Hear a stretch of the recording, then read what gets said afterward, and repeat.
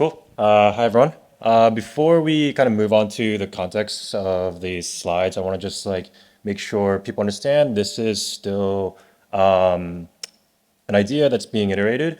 And so the proposal will be coming out definitely before Istanbul. We want your input. So please, I kind of want to drive you away from those questions of is this going to actually stop abuse? Is this going to improve certain here and there? But actually try to drive those discussions on what we can do to improve this specific meta pathway design or system design. And so going in, just to give a little background on Fil Plus, I believe the program has launched about 3 years ago now.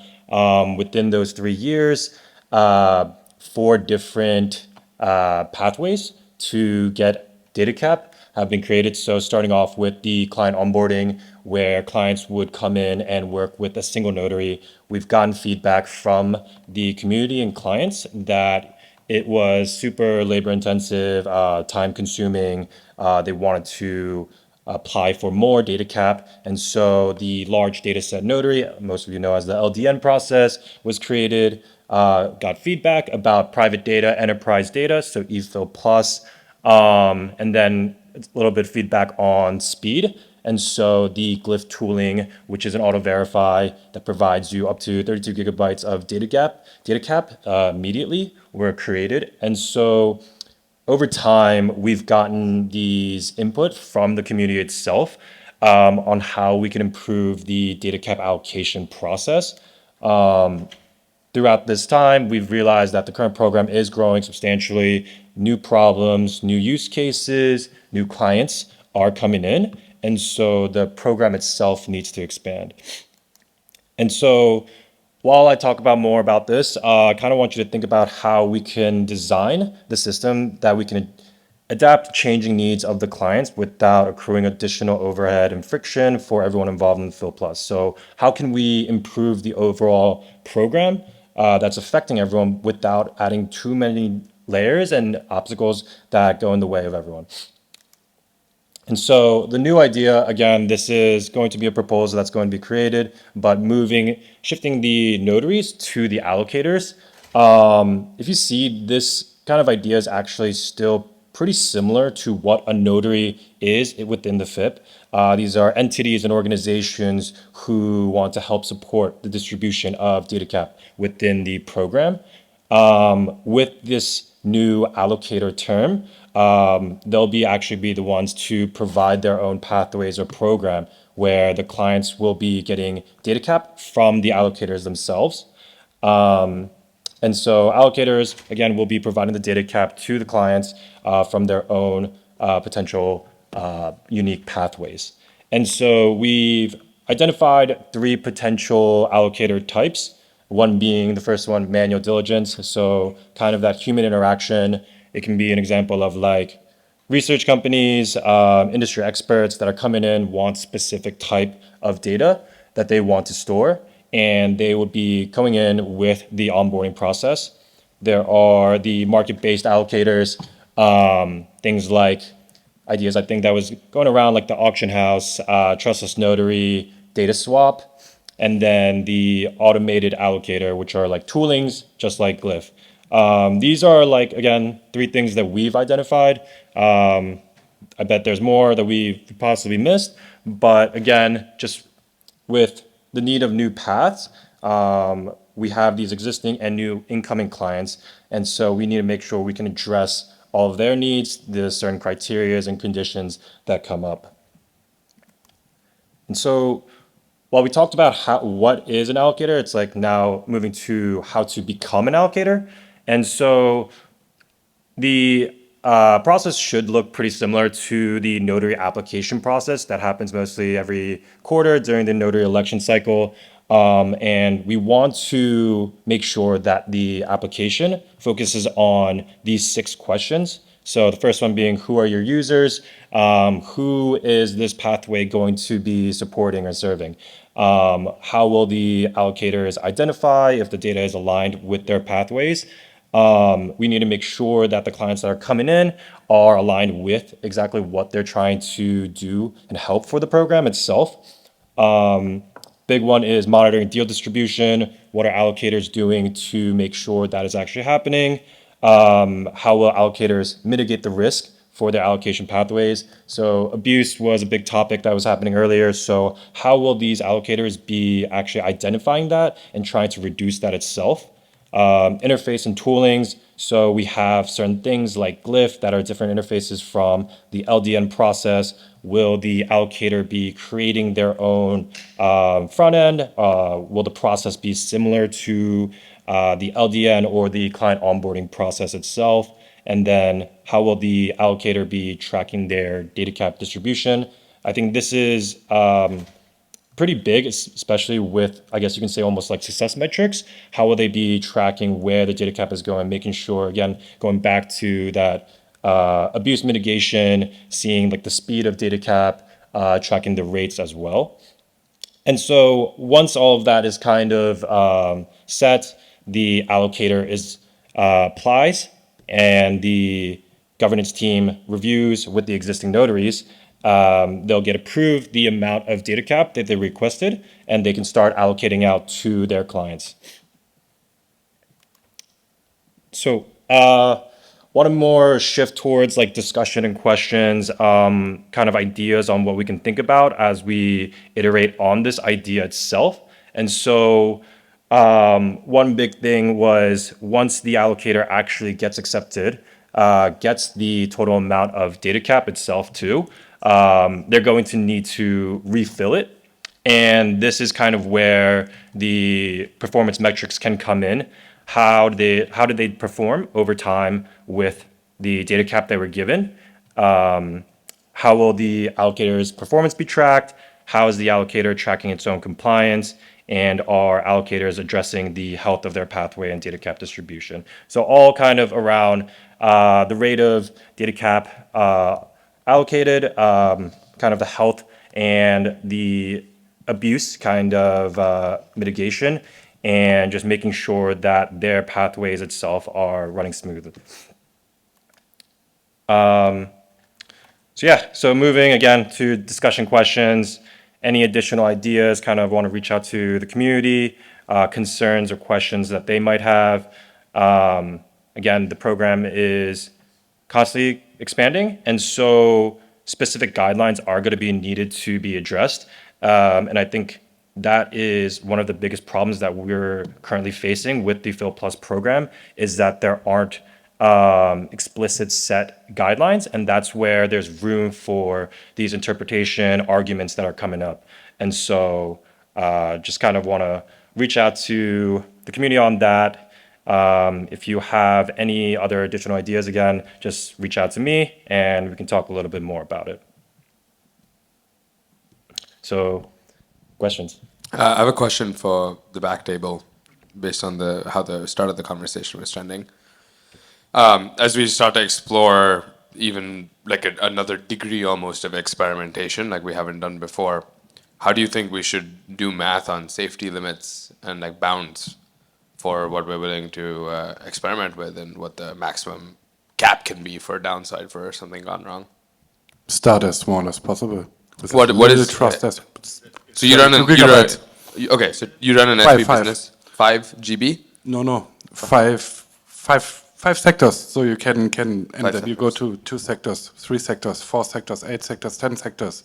I mean, limited trust, and down the chain, it's in the end we just give out too much data cap at once. But I think maybe splitting this question, if there is a single allocator, like let's say an allocator like Glyph, how much data cap should that allocator have at a time? If it is making 32 GB allocations, that is the smallest amount that it could give. Well, that should be demand-based. So Glyph doesn't need like an exabyte of data cap if they are only like. But how do we predict demand for like a brand new team that's building an auction market? Start as small as possible and see what they need, and then. But as small as possible is like is 30. No, well, they will make an one ask allocation, right? and then justify that ask. We need 500 terabyte. Then you will see they will need like a week or two. They will give a plan how to how they plan that, and then go what's reasonable as the smallest amount, and see if they actually do what they do, or what they say they want to do. Yeah, I was just going to say, I think, so you're referring to the fact that the allocator is the one, asking for in their application. So we just need to be more careful about, if an allocator is asking for, let's say, 1 exabyte, then we shouldn't be allowing that, right? No, we cannot Yeah, do yeah, that. yeah. We have 7 petabytes a day chain capacity, and if there's more data cap every day, then we can actually seal on chain. That's a hard limit we can set for the overall thing.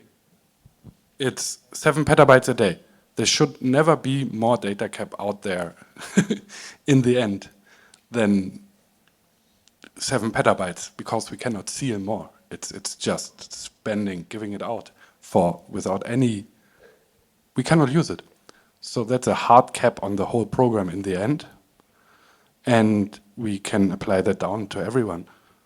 If you look at a miner or a client, what their plan is, and then I think we can make quite good estimations, maybe as a community, how 10 terabytes, whatever, or give them conditions, like a 12-step program to... Yeah. Yeah, I mean, that's like, our hope with this is start them small. They'll need an allocation plan. What is their diligence mechanism? What is their allocation structure? How are they giving out tranches? And can they justify the amount that they need? And so our goal here is to like try and get a approximate like right size. Should these like market-based allocators be operating at the like 64 gig size, or is that too small for people that are doing deal bidding? Should an onboarding engine be operating at 10 terabytes at a time, or is that too small? And so Claudia, I think, has some experience with this as someone building onboarding tooling. Yeah. Thank you, Clara.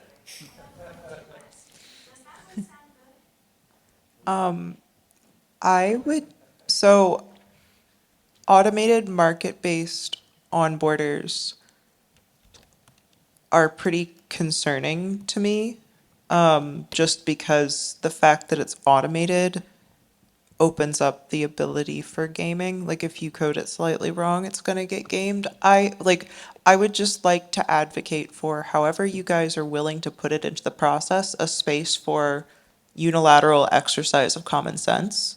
Because if you look at the LDNs, it's very, very clear which ones are fraudulent. But when you have this massive system of notaries, one person can be like, oh, I was using my common sense, that looked totally real, and just like lie. But if you have you look at an entity like Banyan that's ready to onboard a lot of real paid customer data. And like, I will open up my finances to whoever wants to see it. Like any auditor, I'm not gonna put it on the internet, but like anyone trustworthy who wants to check that we are onboarding real customers, we have a real BD pipeline, you can see that we've got real data that wants to come on, and we need to bring it on very, very quickly. And I really think it would be useful to the network, not just advocating on Banyan's behalf, to like have some way that you can look at something that's clearly real data and say, let's just hit this with a ton of data cap, and like not spend so much time thinking about like these market-based allocator where you're like auctioning off data cap, because it's like, that's very cool, like nice engineering yourself up into a cloud, but like the real people who are going to onboard real scalable amounts of data are going to work with an entity. So that's, I don't know.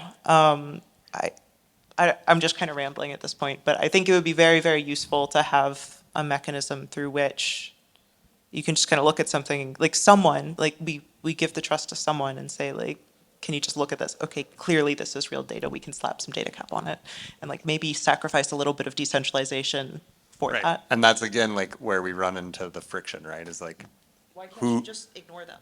Why can't you just ignore the people who are pushing back? Is what I like. Make it work. Well, the problem is, if we actually want to look at data, we cannot scale. So we Right. need automated solutions to scale somewhere. I mean, I can trust you for your first terabyte. I can screen that. After that, it's trust. So What's the other problem? Like, Why aren't we looking at entities and systems instead of clients? Because none of my clients are ever going to agree to let a random person who is elected through this crazy, crazy cryptographic, like literally insane to a normal person, like cryptographic governance system where we did this random vote and then these random people who are in a bunch of Google Sheets. Like, I'm sorry, but my customers will not agree to like opening their data up to them, and I'm not even going to ask them to do that. Like maybe the Internet Archive Right, or but like the an burden, entity like the like idea that is that could the be. burden of proof is on the allocator. So the allocator in this Yeah. instance would be the one vetting those clients. So you'll be the allocator. So in that sense, I think Banyan will be Okay. the allocator. I don't think that Banyan should be the allocator. I think someone who looks at companies' finances should be the allocator. I think Banyan should be the client, in my opinion. We probably have multiple allocators, and so that Yeah. could work for your particular situation. I also think that nobody has to do this. If you are coming with a bunch of clients that are just not down with the existing processes that exist today and are not comfortable sharing that information, don't do it. No I one's mean, right forcing you now to. our plan is not to use DataCap, but I Yeah. think if you guys want to use this as a way to leverage more real useful data onto the network, then like, I don't know. Like, I think this I don't think opening our it up to yeah. people who have real data and trying to make it as amenable as possible to them instead of making it so that the only people who have large amounts of real data cannot use the system, that seems counterproductive of everyone's effort and time. Yeah, I think the measure of success here though shouldn't be whether or not everybody got DataCap. It's whether or not everybody could have gotten DataCap. And I would argue that your clients in that environment and even in today's environment can get DataCap if they go through the KYB process that exists through the eFil Plus pipeline today. Heck, you could just do it and allocate the DataCap and the deals on their behalf. That would probably fly in the system that exists today. Why not? I was told that, like, if we can't let people look at the data, then it's not going to work. But our sales process simply will not work if we say we're selling end-to-end encrypted storage, where, you know, you have like total sovereignty over your data. And by the way, you know, we already just sold you on this blockchain stuff when you're scared of blockchain, but also a blockchain guy needs to come break your end-to-end encryption and snoop on your data really fast. Like, that's just like, that's unsellable. I don't think Like, that's what do you want me to actually do? what's happening though, right? If you do the KYC, KYB check and On us or on the, yeah. Doesn't the KYB happen on Banyan? Like yeah, the exactly. eFil It's on Plus? Banyan, not on your end users. I'm pretty sure the existing eFil Plus process Literally hits works for your this. use case, right? Yeah.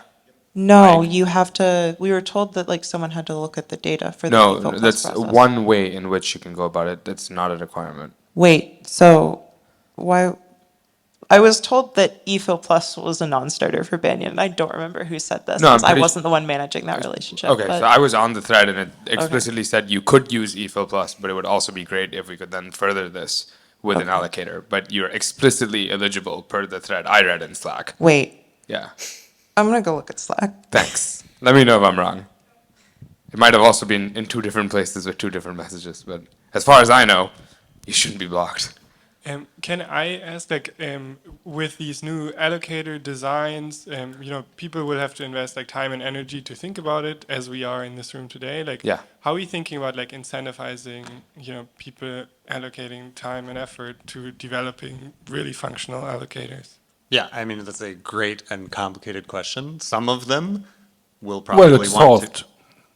It's basically, it's a kickback via SPs to the notaries or the client itself. So what we're thinking Limited about for is data. potentially offering some like development grant money for teams that are saying, we're building a front end, we're applying as an allocator, we're building this onboarding tooling, this is like the engineering cost. And then there is a TPM relationship of this grant that they need to hit milestones to receive funding, et cetera. And other avenues is, what does it look like to open up other types of financial systems where it's staking collateral and fee-based, where a allocator would say, we're going to use a fee-based model. Here's what the fee would look like. Here's the structure. Here's the bookkeeping. We're charging this much and we're hoping to do this much onboarding. Here's where we're tracking compliance. And so if you are an allocator and you were saying, I'm building a market-based pathway and I'm targeting this type of client who's going to be doing this type of deal making, that client is going to stake the collateral, but I'm going to front it, but then I'm going to take some cut of this deal. That is a proposal for an allocator system. that we want to see, and they need to be able to spell out like what that system looks like. This is again the hurdle of like this like very small governance team cannot take on the lift of making all of those different models and taking on the financial like accounting of saying, great, now we're taking on the like who's going to hold it, what's the fund, et cetera. So if another group says we have a proposal, this is how the fee structure would look, and that can be transparent and they can be held accountable, then yeah, like that's their revenue stream. Right, like I'm kind of thinking like in the real world, right? Like how have other like sectors or industries solved this problem of like ultimately it's like broker, right? It's like almost like a real estate broker or something where you also It's like a government. and like I remember like I think like in New York when you rent an apartment you have like your broker and you have their broker and they share the fee, so like one acts in your best interest, the other acts in somebody else's best interest. I'm like, right, there's maybe I don't know. I'm just trying to think like what are some real world like things that have like successfully like solved this without because the other risk then is that you run into like rent seeking behavior, right? Like there's also that stuff. I mean, I understand it's a complicated question, but I think like the lack of compensation has led to some right like the kickback or something where you run into these risks. So I think that's is of course a really tough question to solve, but Which is probably why like very we want to worthwhile. test it small, and if someone comes and says we want 10 TIBs of DataCap as an allocator, here's our fee structure, here's who we are, here's how we're going to do KYC, here's the type of client we're serving, and here's programmatically how our onboarding tool that we're building will force distribution. And here's where the governance and broader community can hold us accountable to meeting those. And if they show up and they say, this is where we're going to track our bookkeeping in this GitHub repo and who the clients are, et cetera, and they do not have to disclose every piece of that, right? But if they disclose enough that it is like transparent enough, safe enough to try, and like we feel that we can try it, then like yeah, could Decent become an allocator? What would that pathway look like? What would their business model segment be? Where are they going to like? How do they answer the question of scope, right? Which is like, who is it? A client? Is it data? Is it distributed deal making? And is it not a closed loop? And so if they are answering that programmatically by saying, we're doing the biz dev, we have a partnership with these other SPs, we're doing the data prep, and you can check our algorithm here. It's going to meet this CID checker tool. We're going to do retrievals using this specific retrieval tool, and we're going to charge in this way. And those are on-chain connected fees, like whatever. Like they have answered all of the questions, right? And then it is auditable. So if they say, we want to do that for 10 TIBs, and then we audit them before they run out of that 10 TIBs, are they meeting their stated plan, their allocation strategy?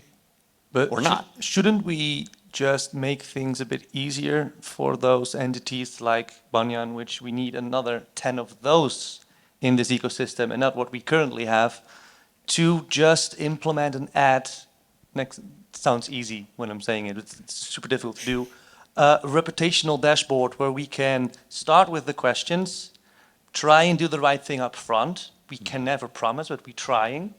Some abuse will get through, now a lot, some less. But when we have a reputational system, when things go bad, they have no second or third chance. We can see what happened. And if we want to make it expensive to do abuse, what's expensive for them? A new GitHub account? It's not expensive. New miner ID? Slightly expensive. If they need to make a lot of new miner IDs and a lot of new VPN, if we are going to make this expensive for them to cheat, eventually they must stop. I think another hurdle of this is like, are we making a reputational dashboard yet? Are we making a reputation dashboard? Yes. Okay, Yes. and can we clearly see, if we call it allocators or notaries or clients or SPs, a separation between the entities we know but who met each other on Filecoin meetings or?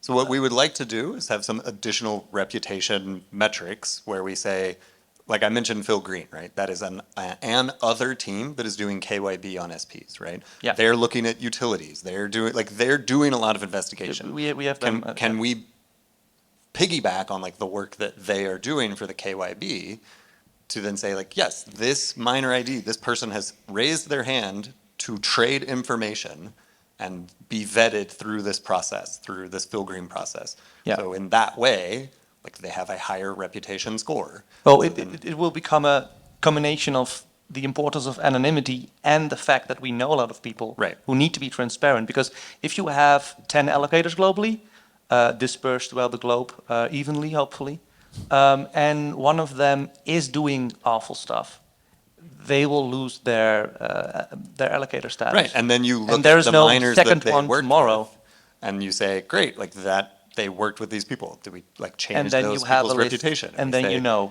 Right, Yeah. and so I think one of the other questions here to like keep in mind is like, what are the precedents that get set? So like we're talking about this like, oh well, we would do it in this way, and we would take on this risk, and we would they'd be our clients, like we'd be looking at them, and we need to make it easy for us because we're here and we're really trying to do it. When you flip that on its head and you say, well, if we streamline that process, what precedent gets set for someone who is a bad actor to say the same thing and say, well, they're, you know, we have clients, but it's an NDA, but you'd be like, we're not going to disclose their data. We won't show you, but you need to trust me, and I'm new in the system, right? Like, where is the cut line, and how do we make that equitable in this system?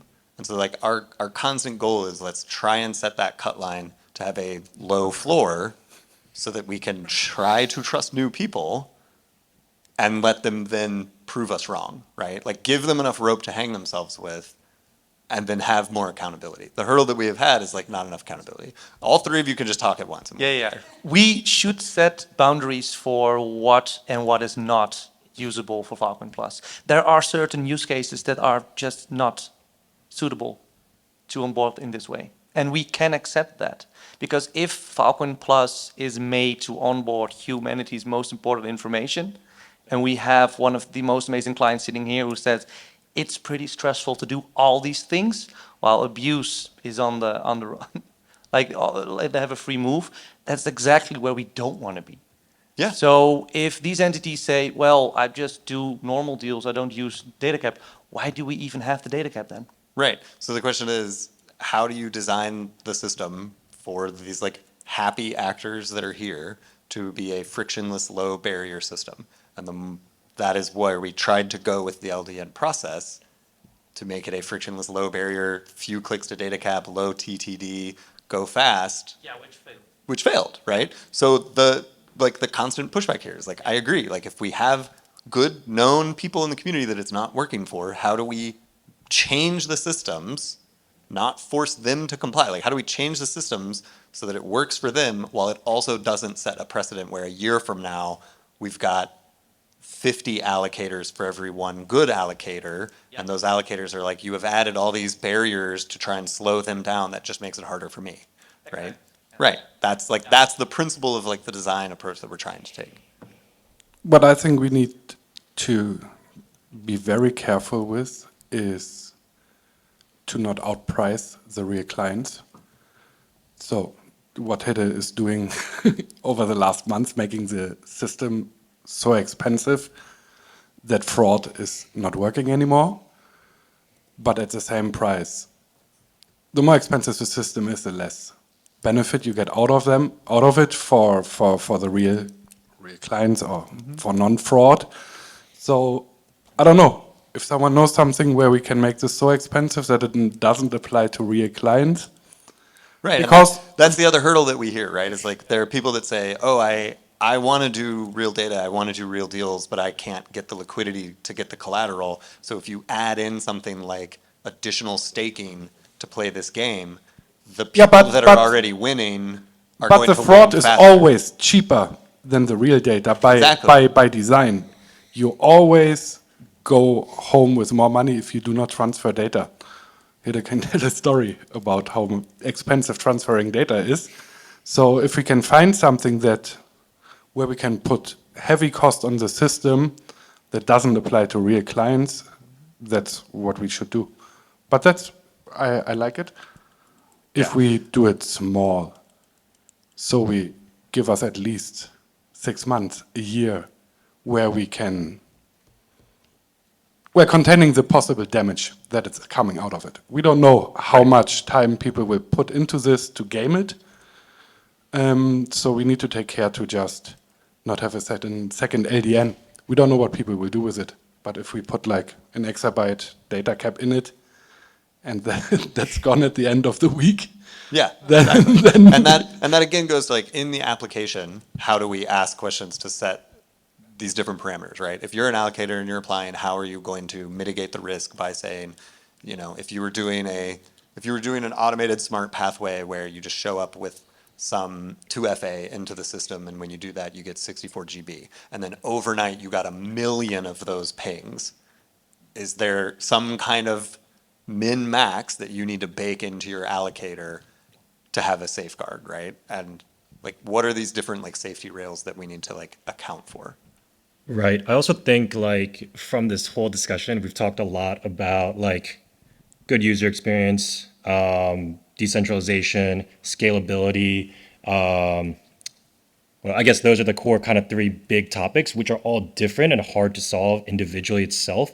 But we're hoping that this program or this new kind of pathway of allocators, that one, it kind of decentralizes it. So it's not just the governance team making the decisions, not letting kind of, that was like one of the big problems that was happening with the FIP and like 2 months ago, making sure that it gets different pathways to address all these different clients, like you said, Hide, like with client onboarding, that was kind of how it started. Then people requested more DataCap, and then there's new ways to abuse it itself, and so new toolings are being made, right? But then it becomes even harder because the reality is we're trying to solve that 90% of abuse, but then there's still that 10% is like still good. And so how do we balance that? I guess that is the big question that we want to get the answers to, hoping that maybe these different pathways can answer it.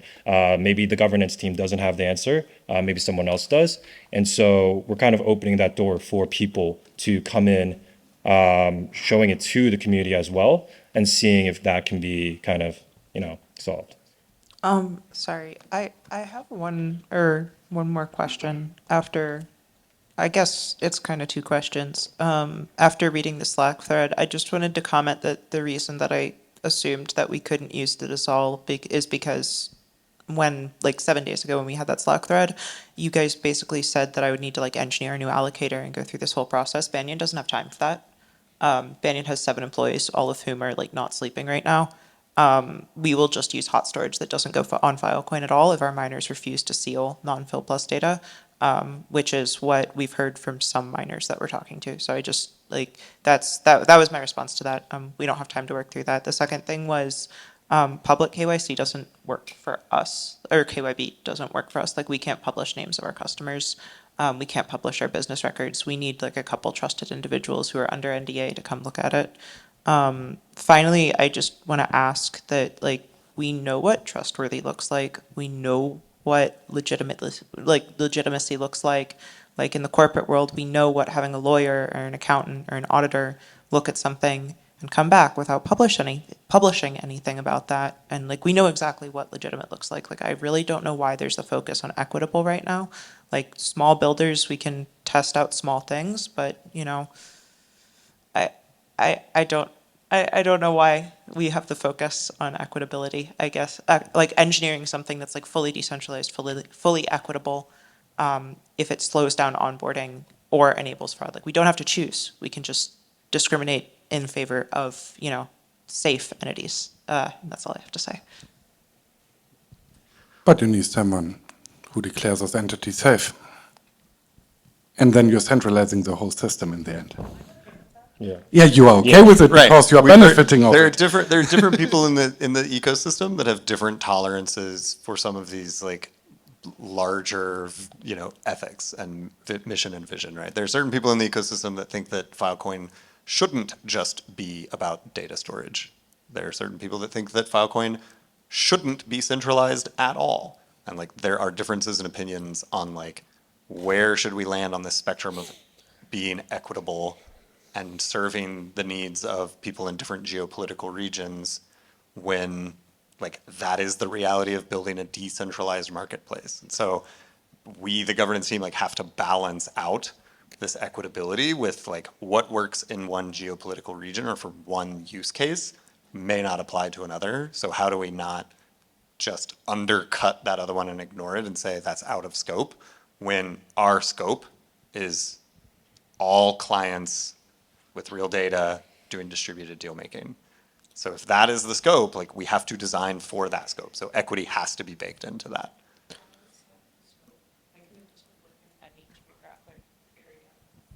Like, Yeah, I why mean, should you be focused on all geographic areas for something that doesn't scale in any geographic area right now?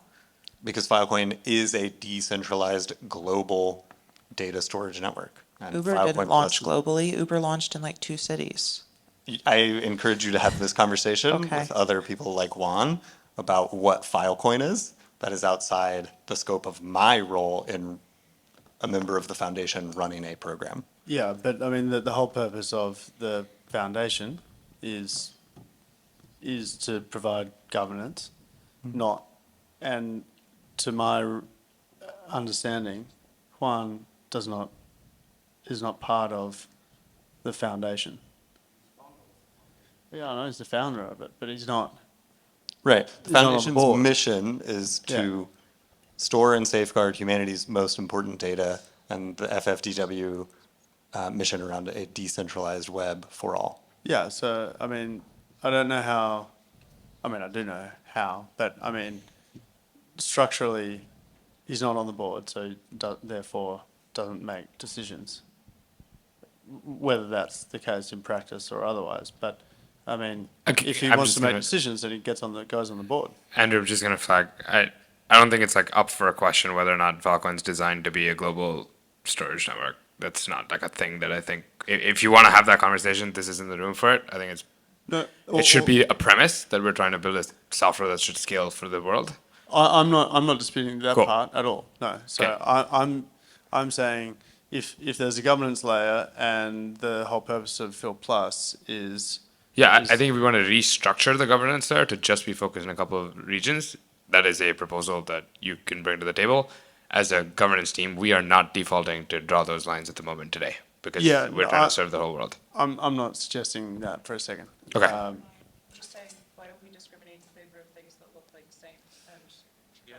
I don't think region should come into this at all. I Can I get a question in? Does it need a FIP? Excuse me? Does that need a FIP? Or is this just It depends on. do it? Well, it depends on, so there was a FIP to change from miner to storage provider, like that was a FIP. So there's an open question of like, if we are going to make a terminology change, would that be a FIP to to update FIP 0003 to say, now we're calling it an allocator? In reading the FIP, the mechanism is still within scope of the FIP, which is to So say it's that like just a renaming and the rest of the structure fits into. Yeah, I fits encourage you. into I encourage you to go 003. like read FIP 003, but it says like notaries perform diligence to see if a partner is in scope, and they award an amount of DataCap, and they must maintain bookkeeping. So Yep. this is like implementation details that is still in scope, and it is not a technical protocol change because we're not changing like the QAP or the root key holder structure or any of those like mechanisms. There's nothing in the FIP that says, and it will be free, or it cannot charge, or collateral is not allowed. Like there's nothing in the FIP that precludes the things that we are talking about. So in that way, as I read it, like I think that these changes of switching to like this meta pathway design is still within scope of FIP 3. Even the automated stuff? Correct. Because they are still answering the question at an automated way of, is this a person, like, is this behavior in scope for the program? Give it an amount of data cap Okay. of trust. There's nothing that says it must be like human diligence. It's just diligence needs to take place. So Also- if diligence takes place in the form of an automated, do you have a GitHub account? Have you asked before, is your GitHub account old enough? That's the diligence. So that is an automated mechanism of performing. Okay, diligence. where Glyph already Yeah. is there. Yeah, well, we're gonna definitely look into it. I mean, before we even do any of the work itself, it's gonna be announced to the community before and everything else too. Yeah. I also want to do like a time check. We are running a little bit over, and we are going to take like 3 minutes just to stand up and stretch your legs while we switch over to the next talk.